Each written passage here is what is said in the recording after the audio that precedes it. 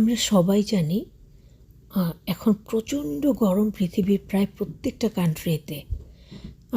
যাই হোক, আমি তোমাদের জন্য গরম নিয়ে একটি ক্লাসের গল্প বলবো। টিচার ক্লাসে ঢুকেছেন, তিনিও গরমে অস্থির হয়ে আছেন। তিনি ক্লাসে ঢুকেই তার ছাত্রছাত্রীদেরকে জিজ্ঞেস করছেন, যেমন তিনি প্রথমে তার ছাত্রী আখিকে জিজ্ঞেস করছেন, আচ্ছা আখি, তুমি বলো তো গরম কাকে বলে? আখি তখন কিছুটা সময় ভেবে নিয়ে তারপর উত্তর দিতে শুরু করেছে। স্যার, গরম বলিতে আমি কি বুঝি তাহা যদি কবির মতো করিয়া বলিতে চাই, তাহা হইলে বলিব, গরম হইতেছে এমনই এক অসহ্য ভয়াবহ যন্ত্রণার নাম, মনকে সর্বদা অস্থির করিয়া রাখে। সে কি ভয়ানক কষ্ট! শরীর থেকে ঝরিয়া পড়ে অজস্র ঘাম। ক্ষণে ক্ষণে এমনও হয় মন কেবলই বলিয়া উঠে, সূর্য কি নামে এলো ধরায়? গরমে মর অবস্থা, ভাবিয়া পাই না কি করিব হায়। শরীর জ্বলিয়া পুড়িয়া খাক হইয়া যায়, কিছুতেই না মেলে স্বস্তি। স্যার, আমার তো মনে হয় ইহাকেই গরম বলে, কেবলই লাগিতে থাকে অস্বস্তি। স্যার তখন বলছেন, বাহ বাহ বাহ আখি, বেশ বলেছ। তুমি কবিতার ছন্দে ছন্দে গরমের তিক্ত বর্ণনা দিয়েছ। তোমার বর্ণনায় হৃদয় এবং শরীর কিছুটা হলেও শীতল হয়েছে। স্যার তখন ফটিককে প্রশ্ন করিলেন, ফটিক, তুমি বলো তো বাবা, গরম কাহাকে বলে?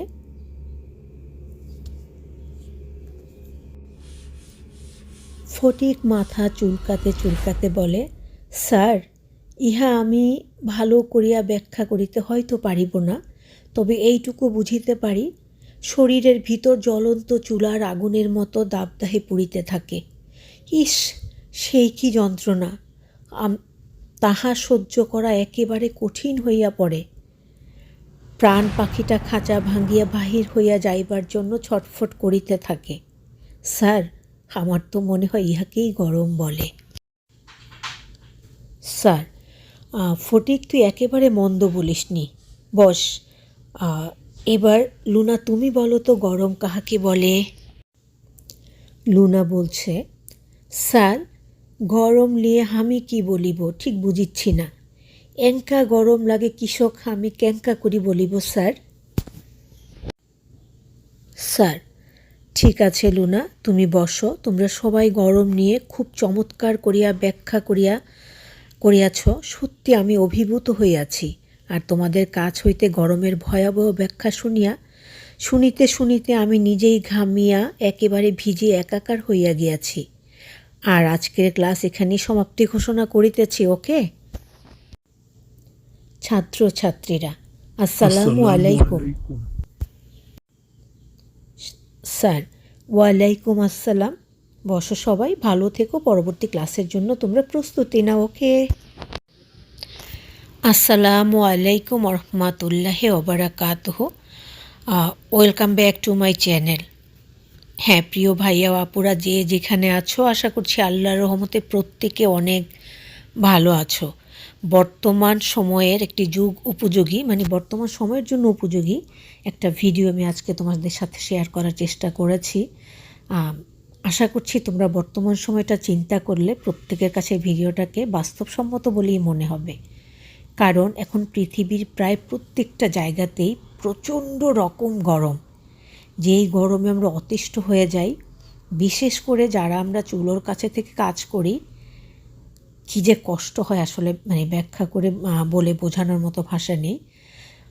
সে যেটাই হোক, এটাই জীবন আর কি। আর যখন আমি আমার আমেরিকার লাইফের কথা বলছি, এরকম বিভিন্ন দেশ আছে যেখানে গরম ঠান্ডা দুটোতে আমরা ভীষণ রকম কাবু হয়ে যাই।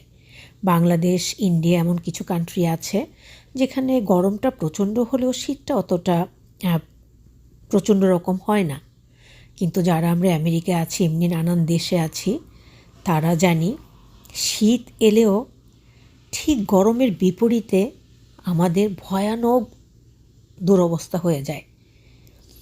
মানে কী যে কষ্ট হয় তখন, এমনই শীত হয়, মানে যে শীতের প্রকোপে আমরা একেবারে নাস্তানাবুদ হয়ে যাই। আমার তো মাঝে মাঝে একেবারে খিচুড়ির মতো হয়ে যায়, মানে এত শীত এখানে। মানে আমরা শীতটা যেমন করে কষ্ট অনুভব করি, গরমটাও তেমনি করে আমাদেরকে কষ্ট অনুভূত করে। বাট সব কিছু আল্লাহ রাব্বুল আলামিনের হুকুম, দেন আলহামদুলিল্লাহ। কারণ এগুলো আমাদেরকে আল্লাহ পাক দিয়েছেন, শীত বলো গরম বলো, যখন যেরকম দিয়েছেন আর কি, এগুলো থেকে আমরা নানা রকম শিক্ষা নিতে পারি। আমি আজকে কদিনই ভাবছিলাম তোমাদেরকে এই ভয়াবহ গরম নিয়ে একটা ভিডিও তোমাদের সাথে শেয়ার করব।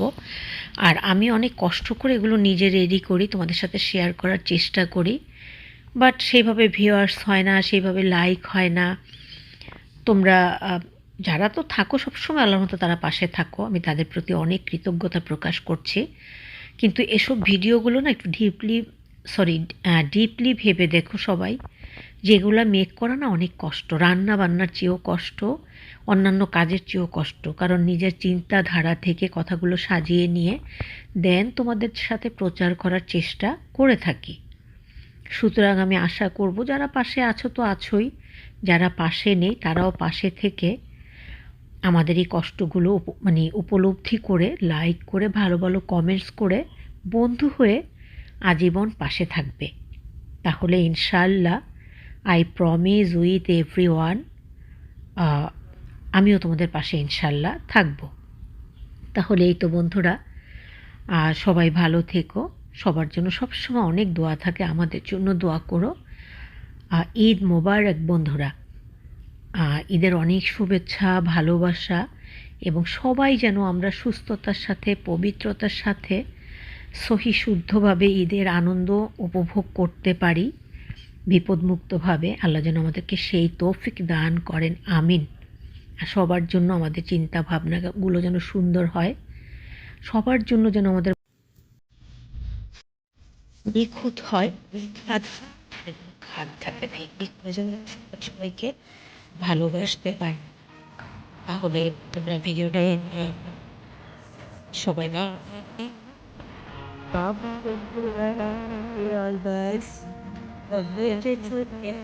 আল্লাহ